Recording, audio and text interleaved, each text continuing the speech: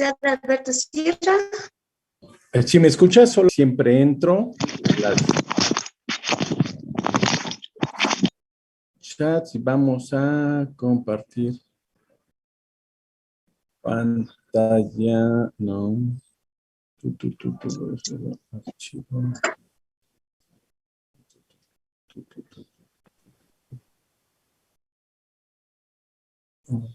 A ver. Permiso.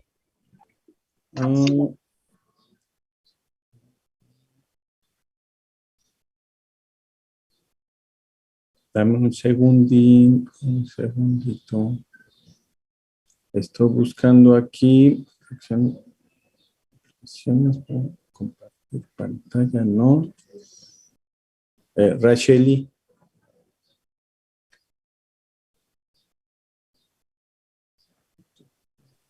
Dígame, doctor.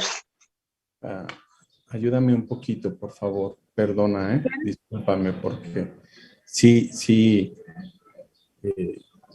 ¿Cómo te comparto? ¿Usted ahorita es coanfitrión, doctor? ¿Es coanfitrión? Le debe salir una opción que dice compartir. Compartir en pantalla. La parte de abajo. Sí, claro. Sí, ahí puede compartir.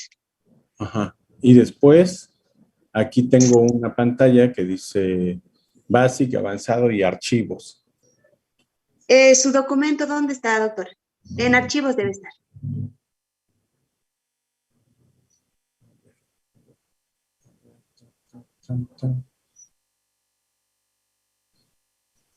Dame no me sale.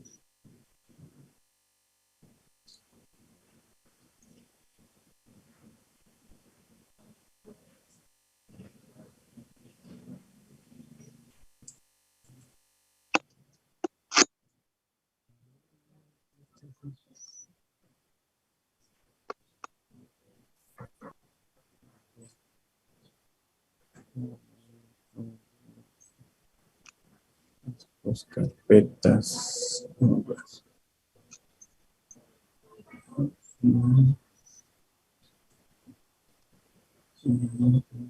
A ver, dame un segundo.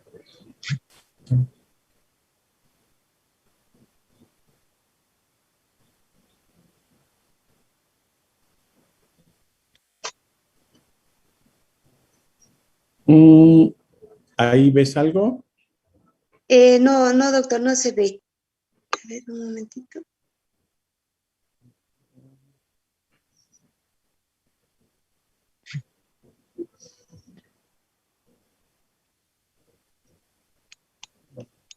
Ok.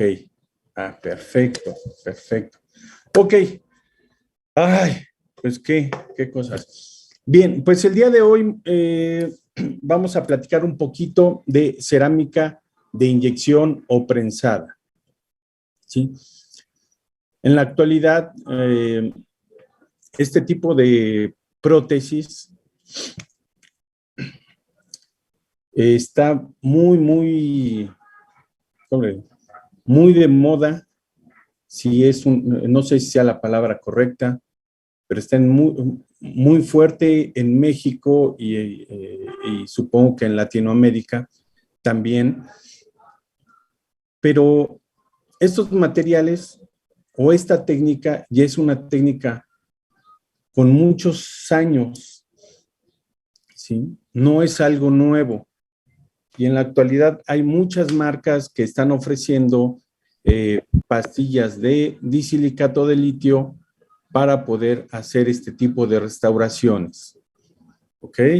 Yo no sé cómo andan por allá en cuestión de cerámica de prensado, si hay muchas marcas o si está un poquito delimitado el mercado, pero aquí en México por lo menos tenemos unas 8 marcas de compañías importantes, ¿no?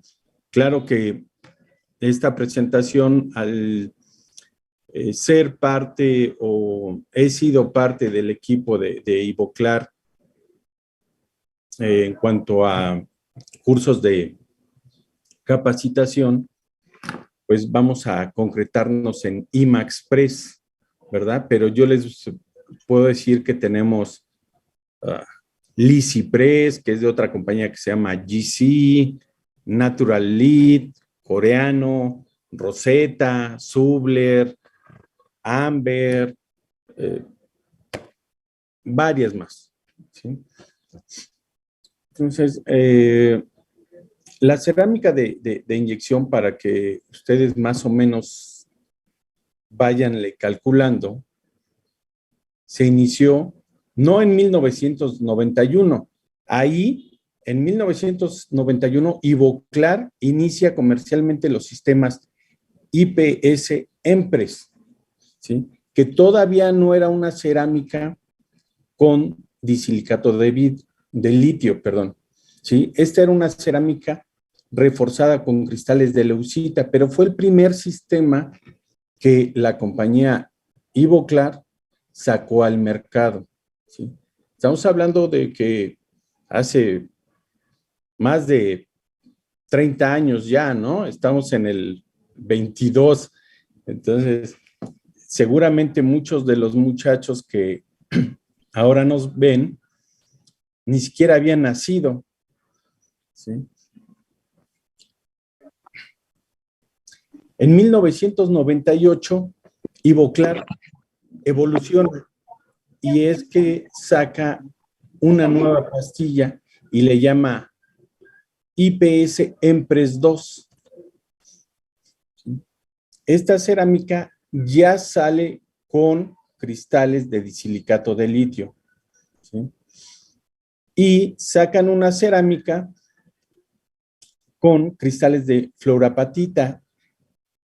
La primer generación de pastillas prensadas tenían esos cristales de fluorapatita, ¿sí?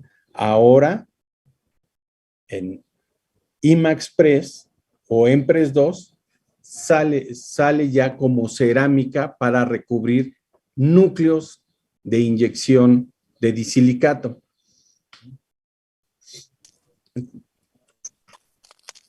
2005, bueno, pule y además crea una nueva pastilla. Las pastillas previas al 2005 eran más pequeñas y se podían hacer inyecciones con menor peso de cera, ¿sí? Podríamos inyectar 2 coronas a la vez o 3 o 4 carillas. Y en el 2005, Ivoclar saca IMAXpress, ¿sí? Que significa, IMAX significa prensado máximo, y saca pastillas de 3 gramos, con las cuales podemos inyectar más cera, ¿sí? Y tenemos cilindros de 100 y 200 gramos. ¿Sí? Quizás van a escuchar por ahí al fondo un anuncio que pasan aquí por la calle, por varias calles de la ciudad, siempre comprando productos de segunda mano para después venderlos en los mercados de las pulgas. Así es de que, bueno, es inevitable ese audio, ¿sí? Entonces, bueno, no nada más saca una pastilla más grande IMAX, o Ivoclar, perdón, una pastilla más grande, sino que saca también pastillas para prensar sobre estructuras de circonio y saca una nueva cerámica de recubrimiento ya con cristales de fluorapatita.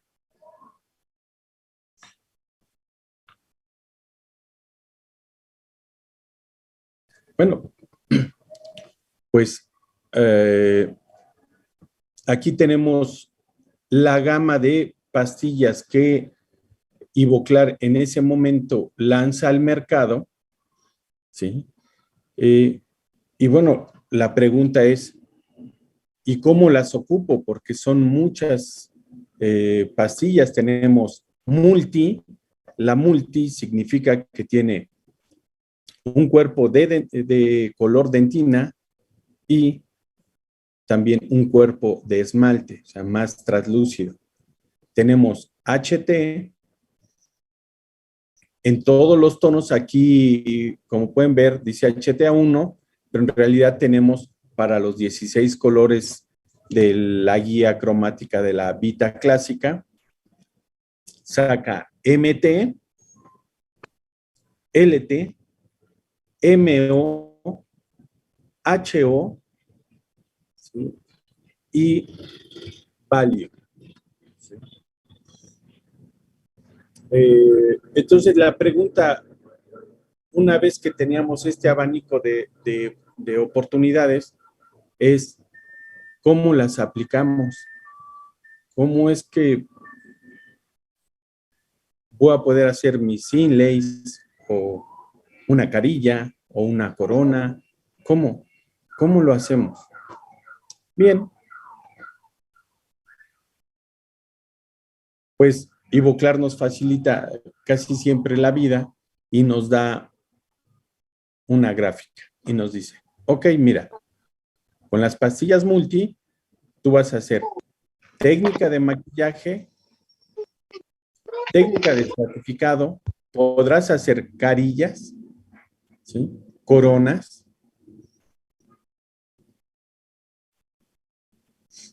y cada pastilla le dio como un segmento, ¿verdad? HT te dice, ok, las HT también vas a poder hacer inlays, onlays, y algunas coronas. MT, lo mismo con LT, MO y HO. Pero aún así, teniendo esta gráfica, hay variantes. Hay variantes que solamente con la experiencia es que puede uno ir optando entre una pastilla u otra.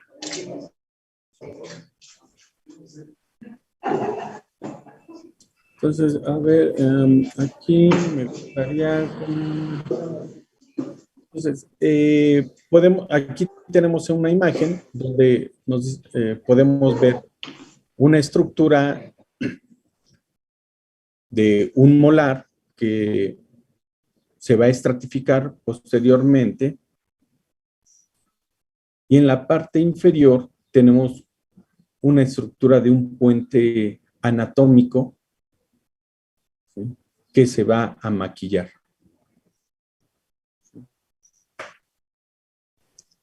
Aquí también tenemos una imagen que nos indica el grosor cérvico-incisal y vestíbulo palatino o vestíbulo lingual que deben de tener ciertos conectores. Tenemos que tener siempre mucho cuidado en cómo es que vamos a efectuar nuestros conectores. Este es un sistema que, si bien es bastante resistente, tiene que tener forzosamente dimensiones o espesores.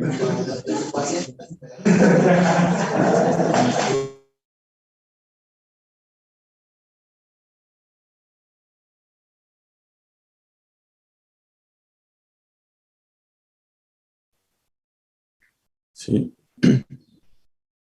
Por lo tanto, sí es muy importante que tomemos en cuenta estos parámetros. Entonces, los parámetros nos indican que nosotros vamos a poder hacer puentes hasta de 3 unidades en IMAX Press, ¿sí?, en el sector anterior, y para la sección posterior solamente, y eso es así muy importante porque muchas personas, muchos técnicos y clínicos se arriesgan a elaborar prótesis más posteriores cuando el sistema no está indicado.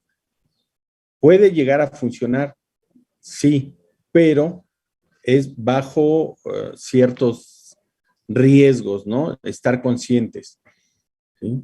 Entonces, en el sector anterior, nosotros podemos tener una brecha mesiodistal a cubrir de 11 milímetros como máximo, ¿ok?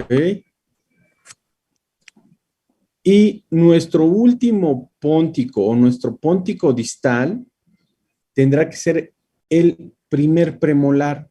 Es decir, no podríamos colocar un póntico en segundo premolar porque la carga oclusal es muy fuerte y seguramente va a fracturar. ¿De qué dependerá? Bueno, también de la dimensión vertical. Es muy importante que si vamos a restaurar una prótesis que tiene un espacio mesiodistal, ¿sí? Como en este caso de 9 milímetros, no sería posible si tuviéramos dientes muy chaparritos y tuviéramos una distancia cérvico-incisal de 5 milímetros. No se podría, ¿sí? Tendría mucho riesgo, se podría fracturar. Entonces, cuando hay ese tipo de pacientes, lo mejor será hacer lo que siempre hemos hecho, una metalocerámica. Ahora, para inyectar esas estructuras necesitamos cueles, ¿sí? O bebederos. ¿De qué va? Muchas veces preguntan, bueno, ¿y qué características tiene que tener ese bebedero? Nuestro prensado debe tener como mayor longitud dentro del cubilete 16 milímetros de altura. Si nosotros estamos recuperando un puente de 10 milímetros o cérvico-incisalmente, o haciendo una estructura, perdón, de 10 milímetros, quiere decir que nuestro cuele como máximo tendría que tener 6. La verdad es que ese es un factor bien importante y el diámetro, ¿sí? Entonces, en todos estos años que yo he trabajado estas cerámicas de prensado, he tenido muy buenos resultados de tener máximo 4 milímetros. Entre 3 y 4 está muy bien, más no, porque también a mayor longitud va perdiendo más fuerza, ¿sí? La inyección va a tardar más tiempo.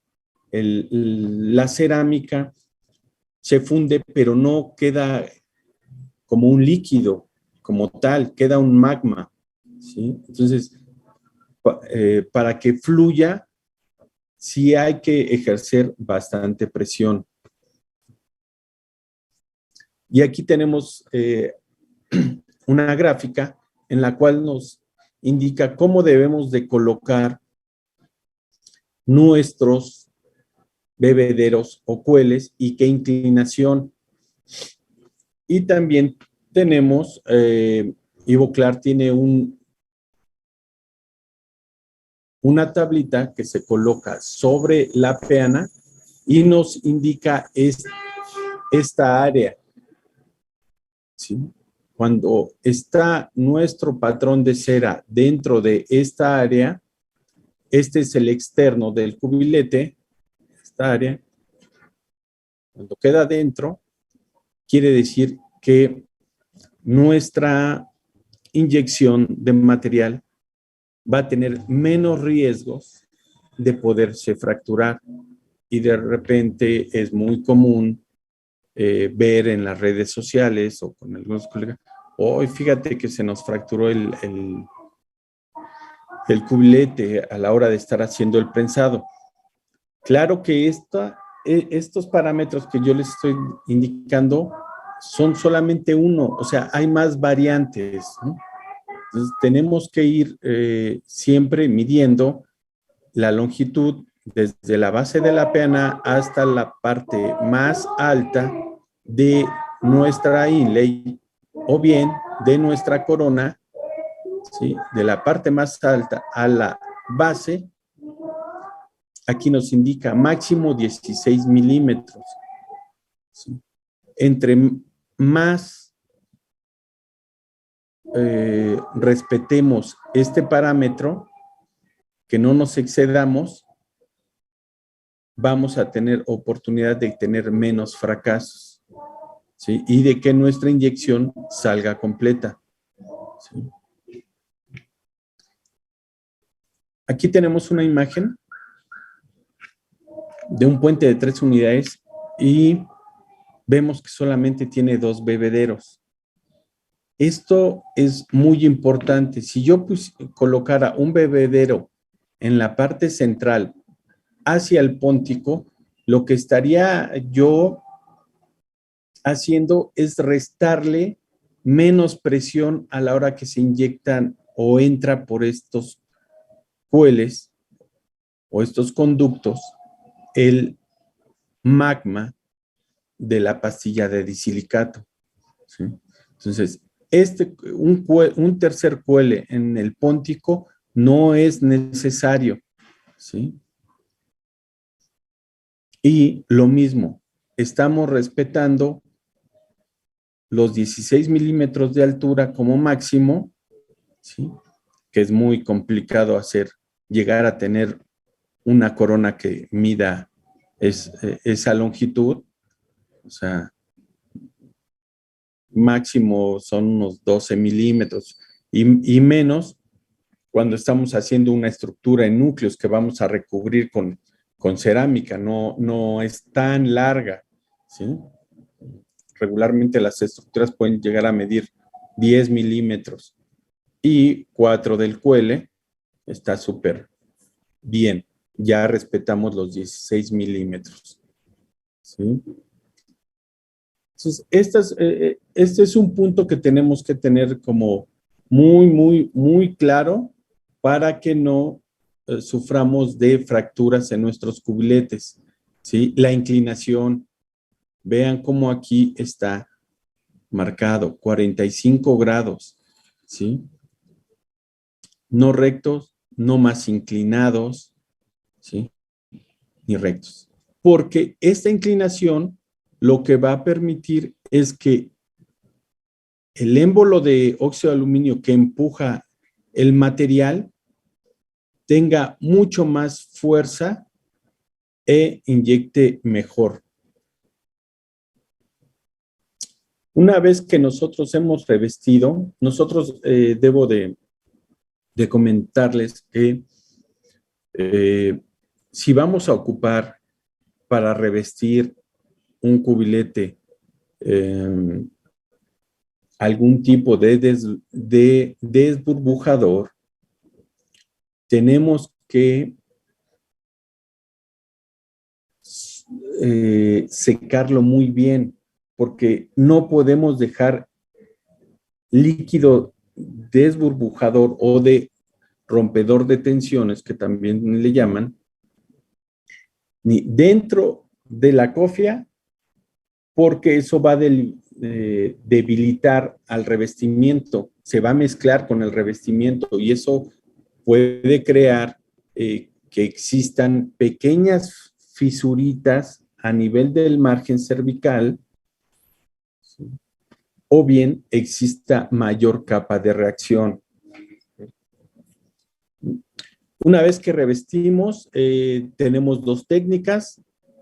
Tenemos una técnica speed, en la cual revestimos con nuestro revestimiento y después de 20 minutos de haberlo revestido, ya podemos ingresarlo al horno previo caliente, ¿sí? A desencerar. Ojo, esto solamente va a poder ser así si nosotros usamos ceras, ¿sí? Si nuestros patrones fueron encerados. Si nosotros hicimos una impresión 3D con resinas castables, no va a poder ser, ¿sí? Se van a fracturar.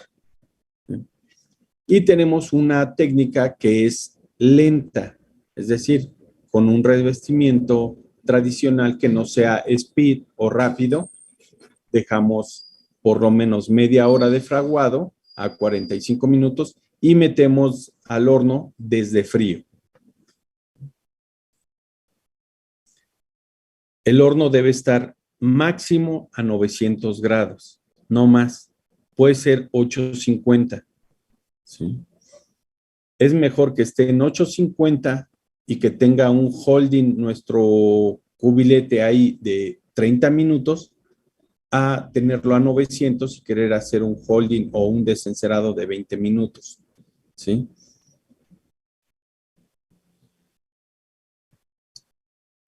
Espero que vaya quedando hasta este punto un poco claro, porque lo que sigue es meter nuestro cubilete y nuestra pastilla al horno de prensado y una vez que ya lo prensamos, vamos a recuperar nuestras coronas o nuestras estructuras en disilicato. Para esto nos sirve muy bien que con otro plunger de óxido de aluminio que tenemos, hagamos una pequeña marca, ¿sí?, alrededor del cubilete. Esto nos va a indicar hasta dónde entró el plunger y de esta zona hacia el centro va a existir el botón de disilicato y nuestras estructuras. Si nosotros respetamos la altura máxima, sabemos que de esta superficie del cubilete hacia el centro tenemos 10 milímetros, ¿sí? Esto también podríamos marcarlo con un lápiz y con un disco seccionar tanto la parte de la base como el área superior del cubilete. Y en vez de tener aquí un cubilete a recuperar tan grande, podemos hacer un corte y dejar un cubilete más pequeño.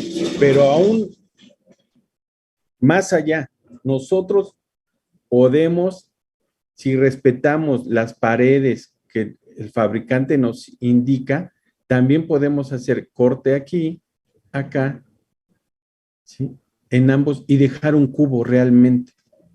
Y ese cubo lo vamos a poder arenar mucho más rápido, ¿sí?, con perlas de vidrio. Es importante que ocupemos perlas de vidrio y no óxido de aluminio, porque el óxido de aluminio es más abrasivo. Por lo tanto, si nosotros tenemos encerados muy delgados, muy finos, podríamos dañarlos con el óxido de aluminio. Tenemos que usar entonces las perlas de vidrio a 2 bares de presión, ¿sí? No, 4. Aquí dice eliminar gruesa. 4 bares, no, 2 bares. No, yo lo que quiero, por eso es que corto este cilindro y lo hago más pequeño para que rápidamente llegue a estas zonas y me tarde menos tiempo en recuperarlo y tenga también paciencia, porque de repente uno ve tan grandes los cilindros que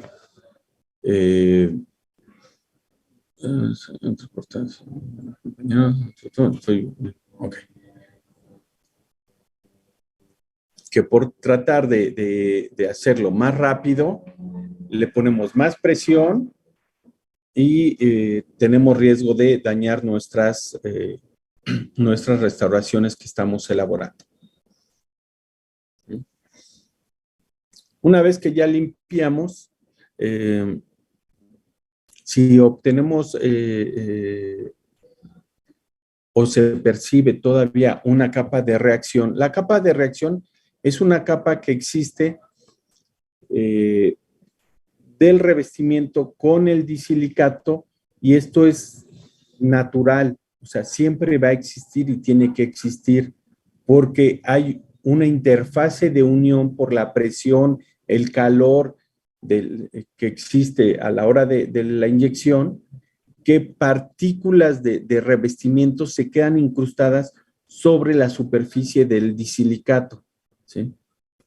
Si nuestro arenado de limpieza no eliminó esa pequeña capa de reacción, la compañía vende un líquido que se llama Invex, que es un ácido diluido al 1%, un ácido fluorhídrico, ¿sí? Al 1%, se mete en las estructuras, se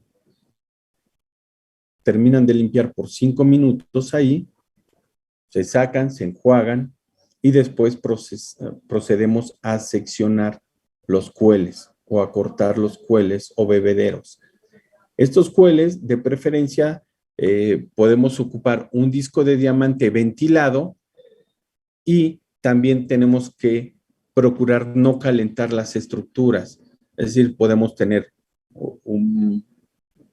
una scotch, una fibra scotch de esas esponjas suaves para lavar trastes, húmeda, con la cual estamos refrigerando nuestro disilicato para que no se caliente y no estemos creando pequeñas fisuras internas. ¿Sí? Seccionamos aquí, y podemos repasar con piedras de óxido de aluminio, de diamante, ¿sí? Pero si nosotros queremos hacer cutbacks, vamos a tratar de no hacerlo o lo tenemos que hacer con mucho cuidado. El fabricante nos dice, no lo hagas. Lo podemos hacer, pero tiene que ser a bajas revoluciones, bien refrigerado el disilicato y muy poco, no vamos a avanzar muy rápido. No tenemos que tratar de avanzar muy rápido. ¿De acuerdo?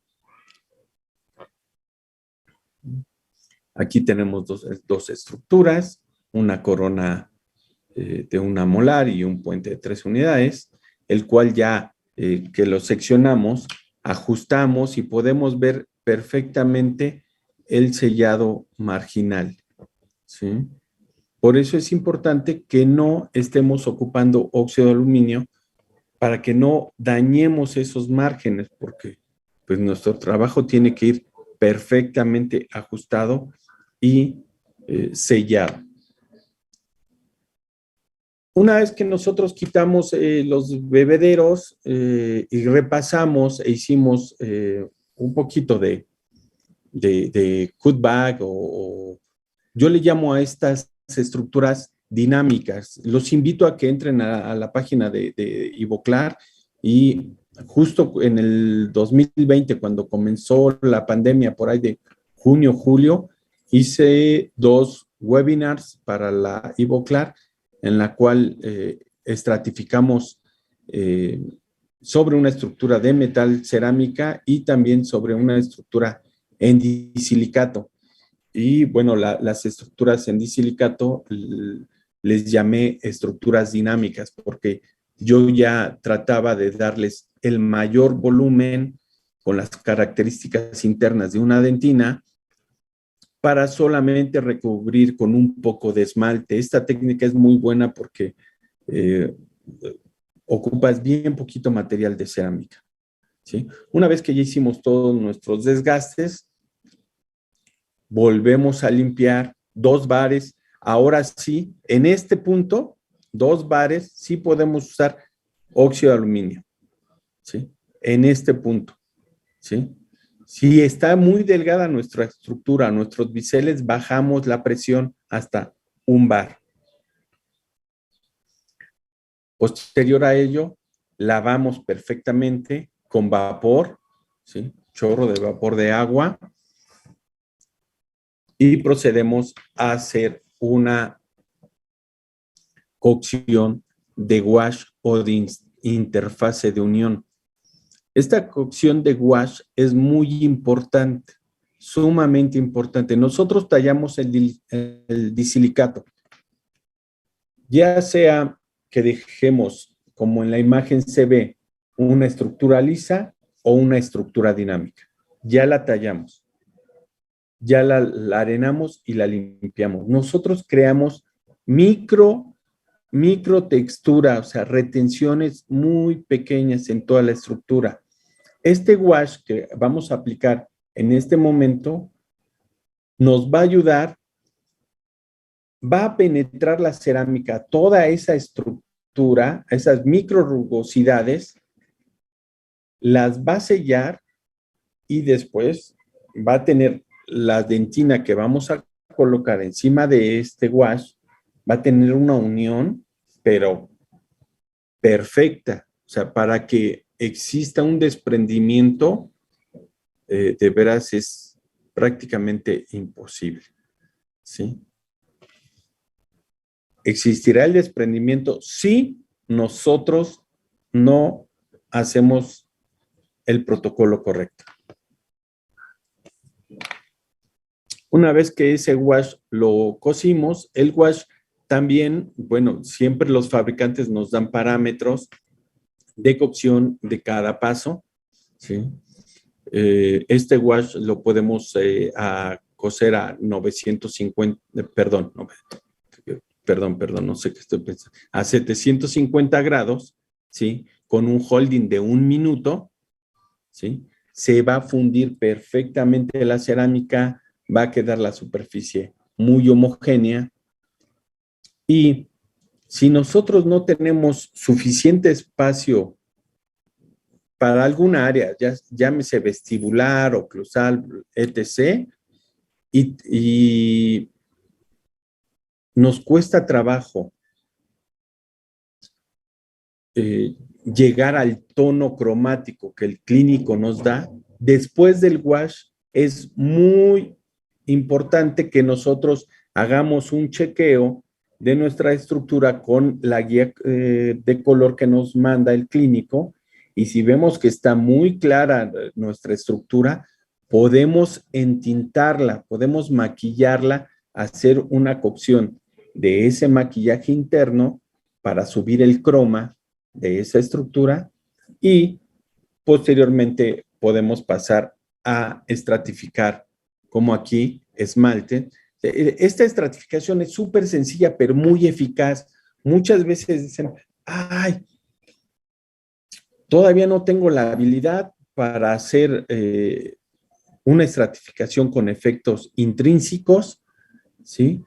Pero mi clínico también como tal no me da un mapa de color, no me da una imagen de color, solamente me dice, hazme el A3 de la Vita clásica. Es muy fácil conseguir cualquier color de la guía cromática de la Vita o de Chromascope o de la marca que ustedes tengan en uso. Es colocar la dentina, ¿sí? Borde incisal, con esmalte, fíjense bien, con esmalte que le corresponde, digamos, a una dentina A2, le va a corresponder un incisal 1. Si nosotros queremos efectos internos, nosotros vamos a tener que colocarlos encima de estas dos masas, ¿sí?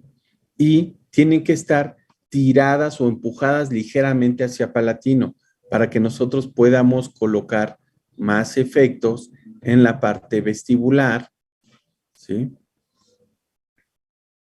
Si nosotros queremos solamente el tono de la guía de color, dentina, esmalte, cubrimos con un transparente neutral y nosotros vamos a obtener el A3 así de sencillo.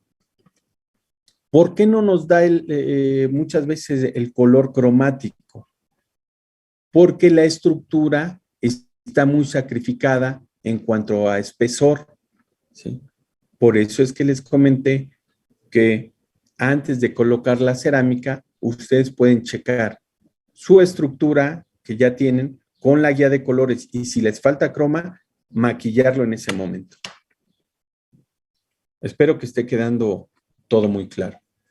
Hacemos una cocción de corrección porque regularmente vamos a tener siempre una apertura en las áreas interproximales porque, miren, les explico por qué se contrae la cerámica. Aquí tenemos un volumen muy grande de cerámica.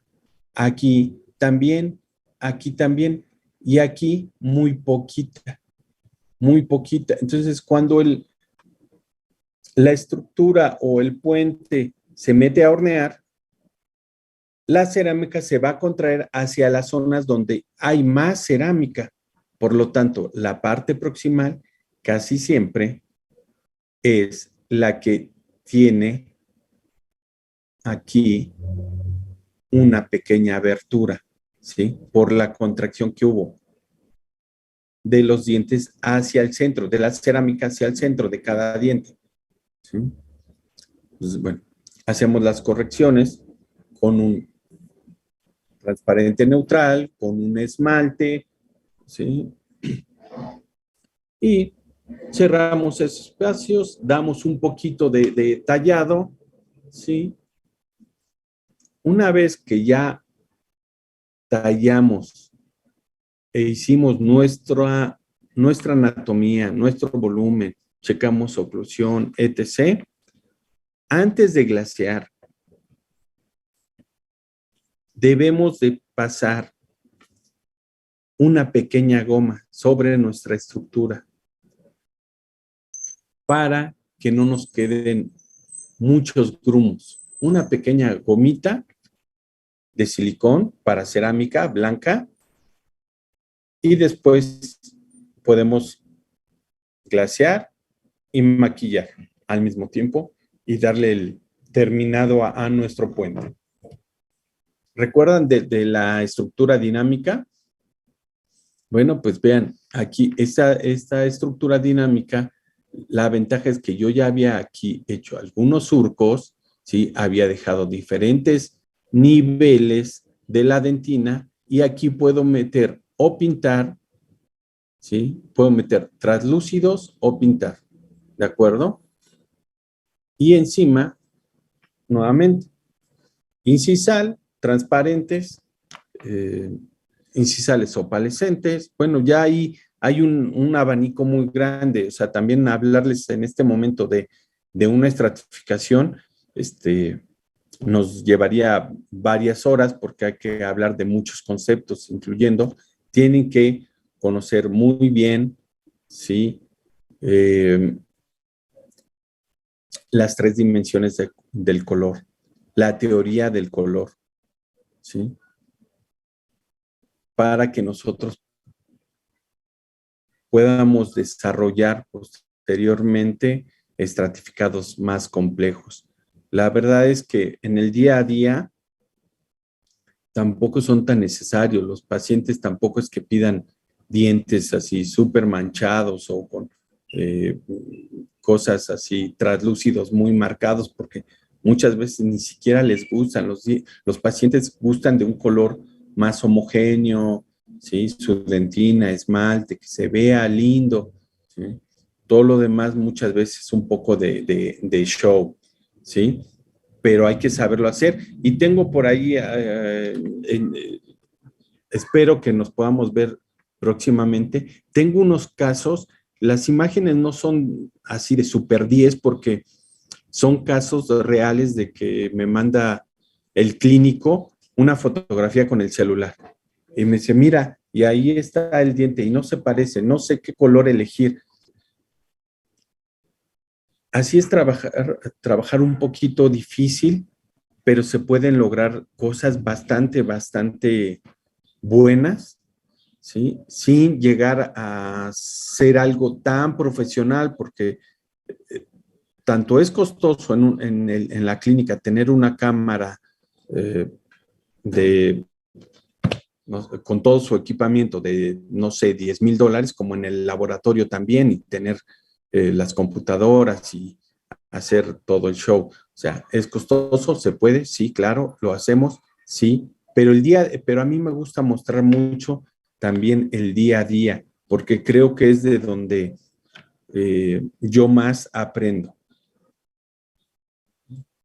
Colocamos esmaltitos, cosemos, salió la corrección y nos dedicamos a terminar esa prótesis como la anterior que yo les vieron en un par de imágenes atrás. Hoy día hay una revolución, pero esto no crean que es de hoy. Esto es como las modas.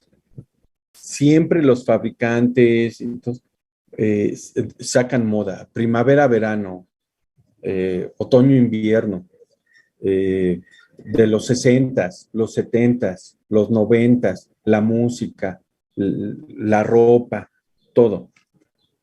Siempre ha existido la técnica del maquillaje, ¿sí? De hacer una corona monolítica, ¿sí? Y maquillarla, darle la apariencia de profundidad, darle color, mayor saturación, de croma, pero es una técnica difícil, no es tan fácil hacerla, ¿sí? Y se lleva tiempo. Para que tú hagas una corona maquillada realmente con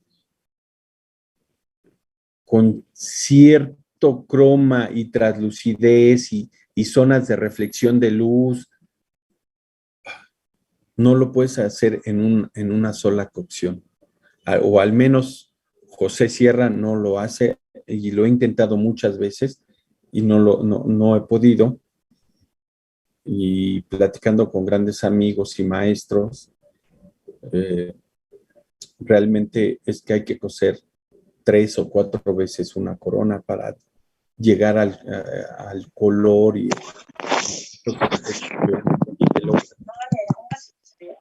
entonces me pregunto yo, entonces, ¿cuál es el chiste si yo voy a meter esa corona 3 o 4 veces a un horno de cocción para fijar los tonos que voy a ir colocando, cuando yo puedo hacerlo en 2 cocciones en un estratificado y después otra cocción en glaze y acentuar con stains o maquillajes? Quiere decir que me lleva el mismo tiempo. Por lo tanto, no debería ser más económica una corona maquillada que una corona estratificada. Ambas técnicas tienen su complejidad.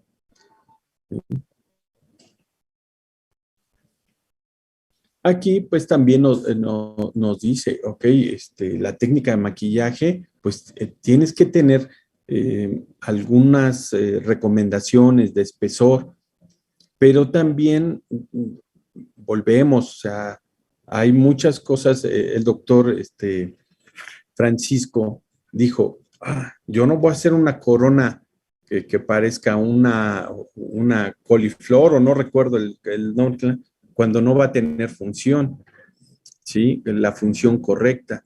Y la verdad es que está totalmente en lo cierto.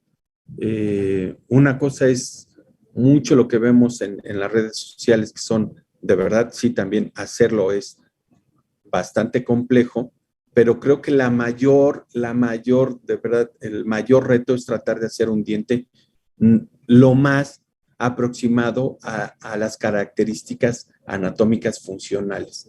Ese es el gran reto, como bien lo dijo el doctor Ibáñez, que por cierto, me encantó su presentación.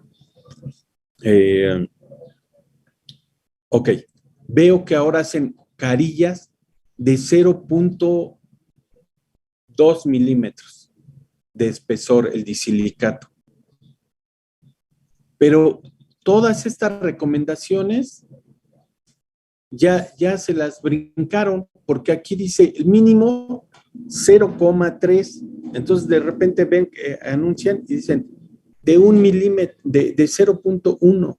O sea, es nada, nada de espesor. Es bien complicado hacerlas, sí. Es más complicado que el clínico las sepa manipular para que no las fracture, porque incluso a la hora de fotopolimerizar, las resinas sufren una contracción. Por lo tanto, crean un estrés en esas cerámicas. Y créanme que a más de uno se les han craqueado las carillas tan delgaditas cuando las cementan. ¿Se pueden hacer? Sí, pero las técnicas tienen que ser de verdad muy, muy depuradas, ¿sí? Entonces, yo los invito a que, pues si esto lo han sacado de estudios científicos que nosotros no podemos hacer, pues tratar de no brincarnos, ¿no? Estos parámetros, ¿sí? Una vez que sabemos los parámetros, sabemos que en la técnica de maquillaje podemos hacer coronas anatómicas, carillas, inlays, onlays, tabletops, ¿sí? O puentes completamente anatómicos, ¿sí? Hacemos inyección, recuperamos nuevamente. Vean, disco ventilado. Aquí, de hecho, este disco en esta imagen para mí es un poco grueso. Hay que tratar de conseguir uno lo más delgado posible, porque a menor área de fricción, menor calor para las estructuras. Un momento. Ahí están ya ahí abajo. Si quieres, ve desconectando todo allá adentro. Dile que me dé 10 minutos, ya voy a terminar. Gracias. Perdón, lo mismo, seccionamos, tallamos y después vamos a maquillar con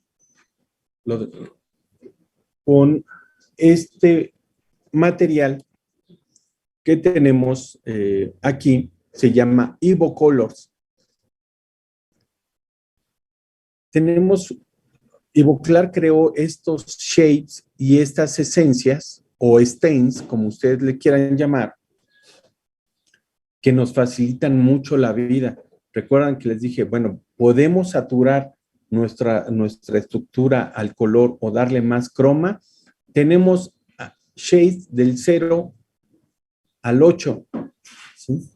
Y cada número nos indica si queremos aquí el 0 para el bleach 1, 2, 3 o 4.